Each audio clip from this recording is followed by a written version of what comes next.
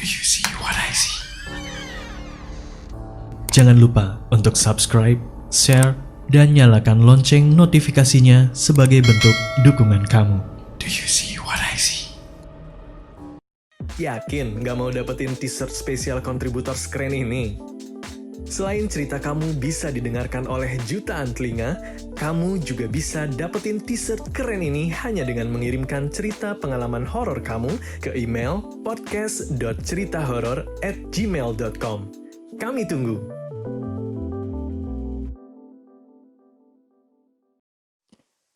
Assalamualaikum warahmatullahi wabarakatuh.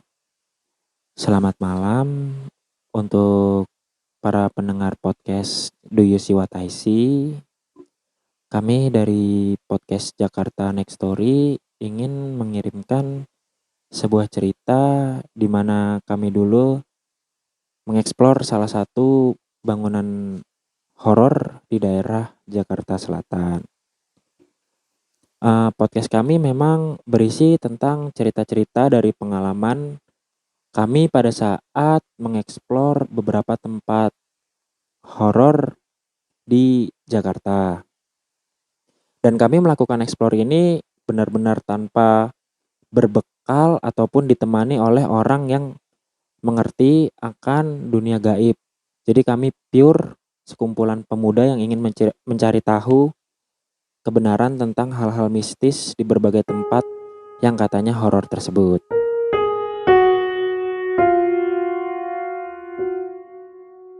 Dan kali ini kita ingin sedikit berbagi pengalaman kita pada saat mengeksplor salah satu bangunan horor yang menara miring di Jakarta Selatan. Sedikit yang kami ketahui tentang menara ini, jadi sejarahnya menara ini telah kosong selama kurang lebih beberapa belas tahun. Dan alasan menara ini dikosongkan itu ada berbagai macam versi.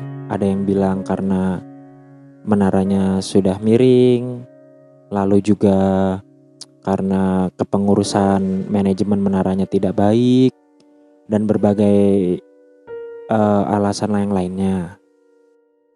Cerita mengenai menara miring ini pun beberapa waktu yang lalu sempat kembali viral baik di Twitter maupun di YouTube. Pasti bagi orang-orang yang gemar mencari cerita horor, tahulah menara ini letaknya di mana. Namun kita sungkan untuk menyebutkan nama menaranya karena satu dan dua alasan.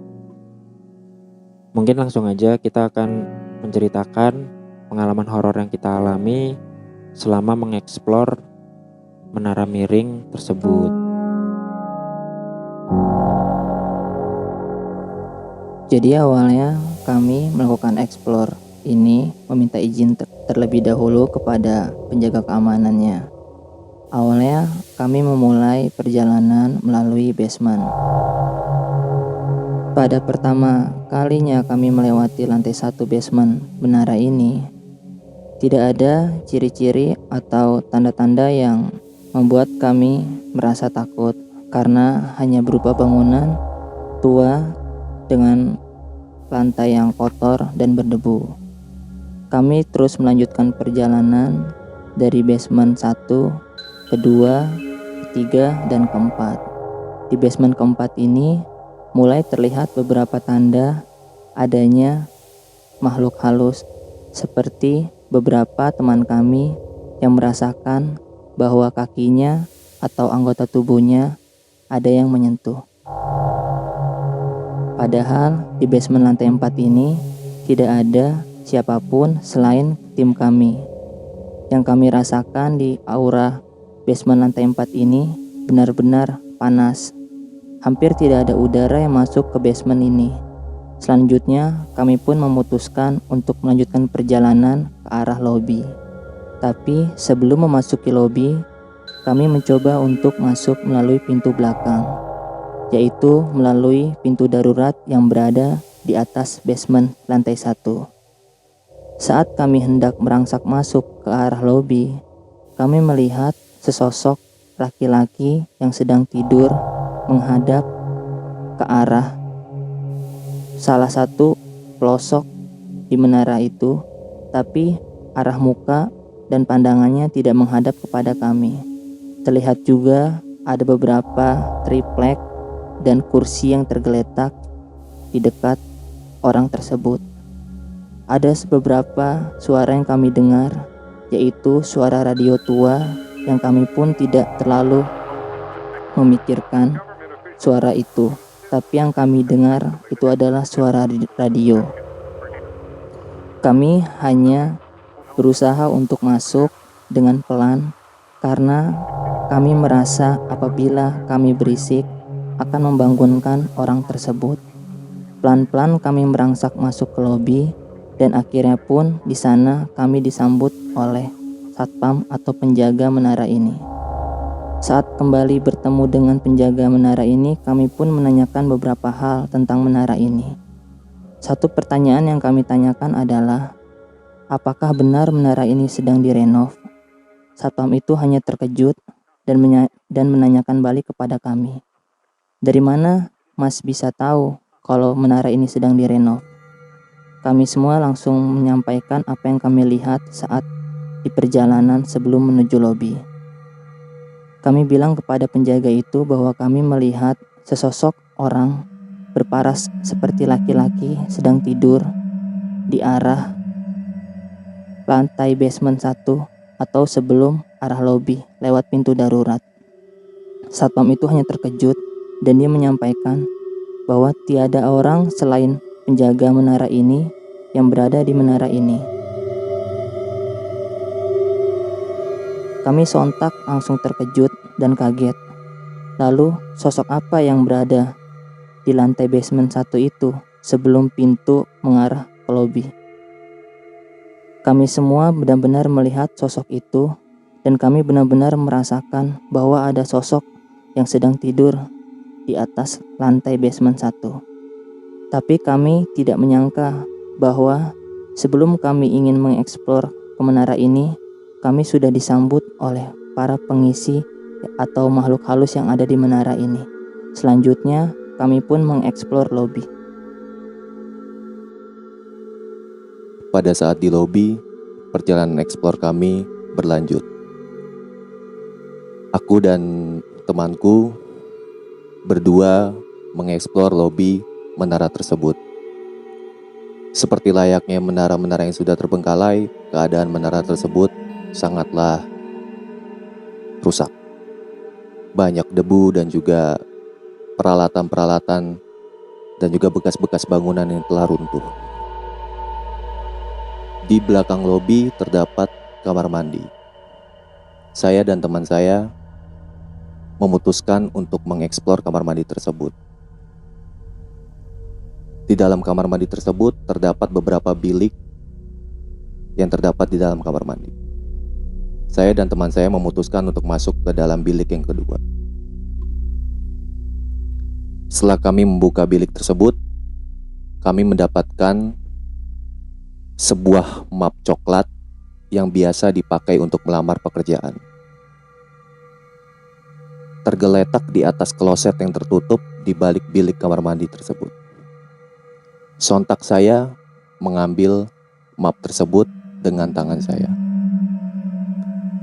Ketika saya membalikkan map tersebut, terdapat tulisan yang membuat saya dan teman saya terkaget-kaget. Tulisan itu adalah, "Tolong saya."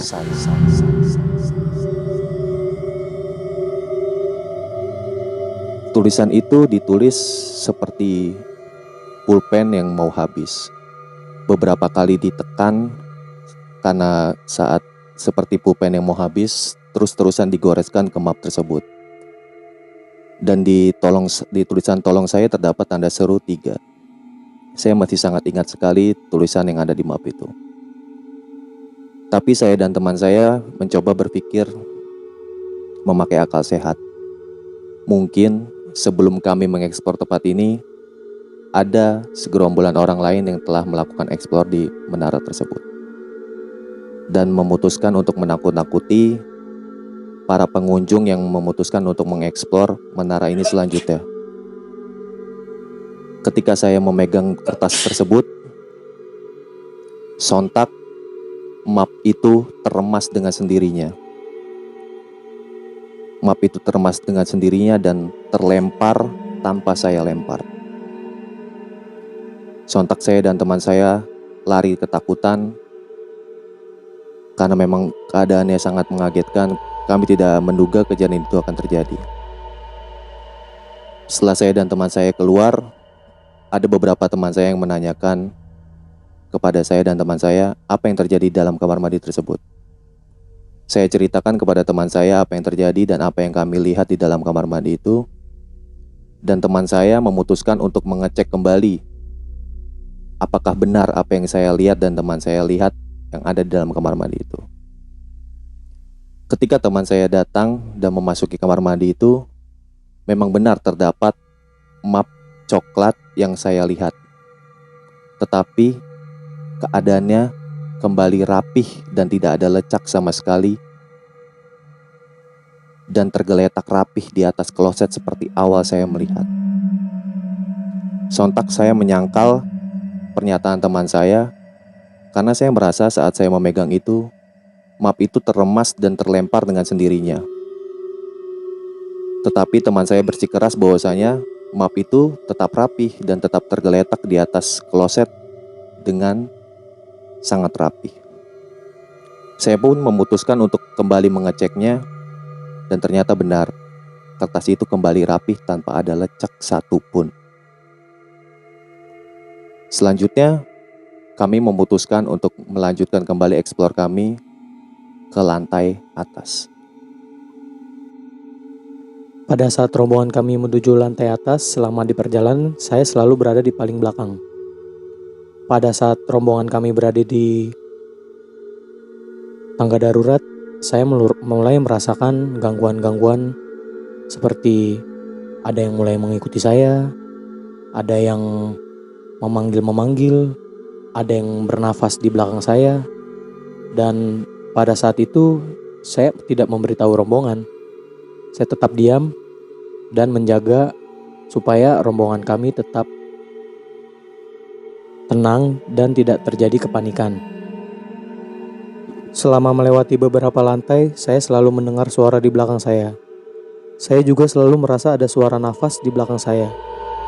Akhirnya setelah beberapa lantai saya naiki, saya memberanikan diri untuk menengok ke belakang. Dan ya, tentu saja ada yang mengintip sebuah sosok hitam besar menuju ke arah saya. Akhirnya setelah melewati beberapa lantai dan saya mengalami gangguan-gangguan pada saat di tangga darurat, kita sampai di rooftop. Setelah sampai di rooftop, akhirnya saya merasakan hawa yang benar-benar berbeda. Dan saya akhirnya membujuk rombongan saya untuk turun. Karena saya khawatir dengan kondisi teman-teman saya yang berada di gedung tersebut. Saya takut terjadi hal-hal yang tidak diinginkan terjadi kepada teman-teman saya maupun saya.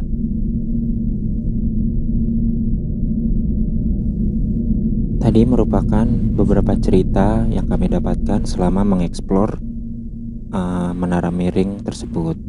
Sebenarnya selain beberapa cerita yang kami bagikan barusan, masih terdapat banyak cerita lainnya, seperti salah satu teman kami yang benar-benar terdiam hingga badannya dingin dari perjalanan di lantai bawah hingga ke rooftop, dan dia benar-benar membisu. Kita semua pun bingung apa yang terjadi. Setelah selesai perjalanan explore, kita tanyakan kepada dia apa yang terjadi sebenarnya, kenapa kok diem aja, kok dingin badannya. Ternyata sekitar di lantai 14 atau 15, dia pun mengaku melihat sosok pocong. Namun anehnya pocongnya ini berwarna merah. Lalu juga ada teman kami yang melihat sosok kuntilanak merah di salah satu lantai di menara tersebut. Namun berbeda dengan yang tadi, teman saya yang melihat kuntilanak merah ini langsung berteriak dan juga lari. Ada juga salah satu teman kami yang dia sedang duduk dan beristirahat di sebuah kursi yang bekas kantor seperti itulah.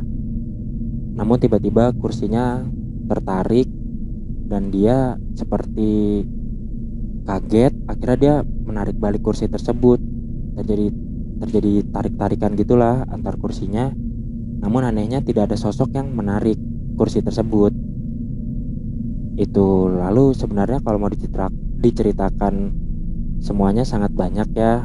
Kami hanya memilih beberapa cerita yang kami dapatkan pada saat explore itu. Selain menara miring ini pun, kami gemar melakukan explore di beberapa tempat horor lainnya di daerah Jakarta. Kami penasaran dengan keaslian, keangkeran dari tempat-tempat tersebut. Beberapa tempat yang pernah kami explore itu antara lain adalah Hotel Garuda di daerah Cilengsi, lalu juga pemakaman Tanah Kusir, ada juga di beberapa gedung sekolah, dan juga beberapa tempat angker lainnya di daerah Jakarta dan sekitarnya. Jika ingin mengetahui cerita lengkapnya dan tempat-tempat apa saja yang telah kita explore, bisa langsung cek di podcast kita yang ada di Spotify di podcast Jakarta Next Story. Tidak hanya pengalaman kita selama mengeksplor, di podcast kita itu juga banyak kok yang berbagi cerita pengalaman pribadi horornya. Dan kita pun juga menemukan ternyata banyak kisah horor yang unik gitu yang dialami oleh teman-teman kita. Mulai ada yang dari disesatkan di perkampungan, dan masih banyak lagi cerita-cerita yang unik yang bisa langsung didengar saja di podcast kami @Jakarta Next Story. Mungkin sekian dulu cerita kami dari podcast Jakarta Next Story.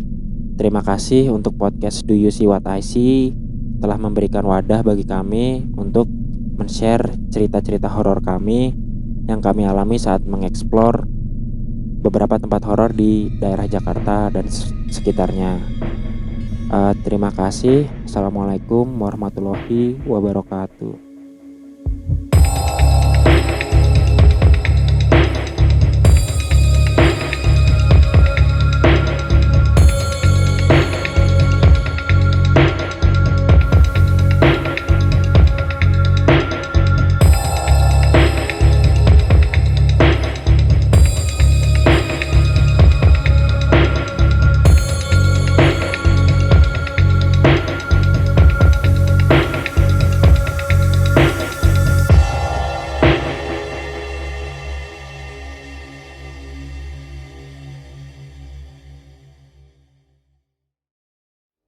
Kamu juga punya pengalaman horor? Kirim cerita kamu ke alamat berikut.